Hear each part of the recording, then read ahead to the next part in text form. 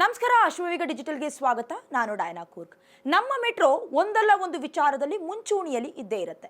46% ಪ್ರಯಾಣ ದರ ಏರಿಕೆಯಾದ ನಂತರ ಬೆಂಗಳೂರಿನಲ್ಲಿ ವಾಯುಮಾಲಿನ್ಯ ಹೆಚ್ಚಾಗಿದೆ ಎಂದು ರಾಷ್ಟ್ರೀಯ ವಾಯುಮಾಲಿನ್ಯ ಗುಣಮಟ್ಟ ಮೇಲ್ವಿಚಾರಣಾ ಕೇಂದ್ರದ ಅಂಕಿಅಂಶದಿಂದ ತಿಳಿದುಬಂದಿದೆ.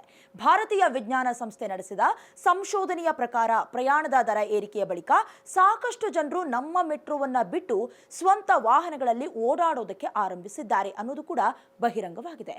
ಬೆಂಗಳೂರು ಮೆಟ್ರೋ ರೈಲು ನಿಗಮ ಲಿಮಿಟೆಡ್ ಅಂದ್ರೆ BMRCL ಫೆಬ್ರವರಿ 9ನೇ ತಾರೀಕಿನಂದು ನಮ್ಮ ಮೆಟ್ರೋ ಪ್ರಯಾಣದ ದರವನ್ನ ಏರಿಕೆ ಮಾಡಿತು.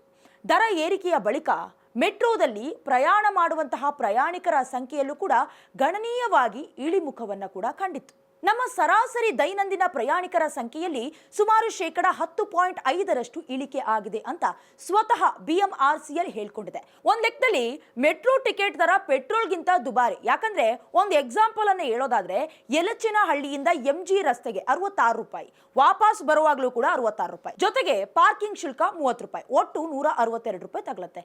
ಇದು ತುಂಬಾ ದುಬಾರಿ. ಹೀಗಾಗಿ ಅದೇ ಖಾಸಗಿ ವಾಹನದಲ್ಲಿ ಸಂಚಾರವನ್ನ ಮಾಡಿದ್ರೆ 1 ಲೀಟರ್ ಪೆಟ್ರೋಲ್ ಬೆಲೆ ಇದಕ್ಕಿಂತ ಕಡಿಮೆ ಬೀಳುತ್ತೆ. ಹೀಗಾಗಿ ಅನೇಕರು ಯೋಚನೆ ಮಾಡ್ತಾ ಇರೋದ್ರಿಂದ ಮೆಟ್ರೋ ಪ್ರಯಾಣಕ್ಕಿಂತ ಪರ್ಸನಲ್ ವೆಹಿಕಲ್ ಬೆಟರ್ ಅಂತ ಹೇಳ್ತಾ ಇದ್ದಾರೆ ಬೆಂಗಳೂರು ಮಂದಿ. ಹಾಗಾಗಿ ಕರ್ನಾಟಕ ರಾಜ್ಯ ಮಾಲಿನ್ಯ ನಿಯಂತ್ರಣ ಮಂಡಳಿ ಅಂದ್ರೆ KSPCB ಹೇಳೋದೇನಂದ್ರೆ ಸಾರಿಗೆ ವಲಯದಿಂದ 40% 51% ವಾಯು ಮಾಲಿನ್ಯ ಉಂಟಾಗ್ತಾ ಇದೆ. ಧೂಳಿನಿಂದ 17% 51% ವಾಯು ಮಾಲಿನ್ಯ ಉಂಟಾಗ್ತಾ ಇದೆಯಂತೆ.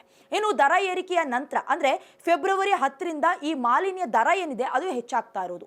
ಈ ಮೂಲಕ ಜನರು ಮೆಟ್ರೋವನ್ನ ಬಿಟ್ಟು ಸ್ವಂತ ಅಂದ್ರೆ ಅವರ ಪರ್ಸನಲ್ ವೆಹಿಕಲ್ ಇರುತ್ತಲ್ಲ ಅದರಲ್ಲೇನೆ ಓಡಾಡ್ತಾ ಇರುವಂತಹ ಸಂಖ್ಯೆ ಕೂಡ ಅಧಿಕವಾಗ್ತಾ ಇದೆಯಂತೆ. ಸರಾಸರಿ ವಾಯು ಗುಣಮಟ್ಟ ಸೂಚ್ಯಾಂಕದಲ್ಲೂ ಕೂಡ ಮಾಲಿನ್ಯದ ಏರಿಕೆ ಕಂಡಿದೆ. ಇದೇ ರೀತಿಯ ಇಂಟ್ರೆಸ್ಟಿಂಗ್ ಟಾಪಿಕ್ ಆಗಿ ನೋಡ್ತಾ ಇರಿ ಅಶ್ವವೇಗ ಡಿಜಿಟಲ್.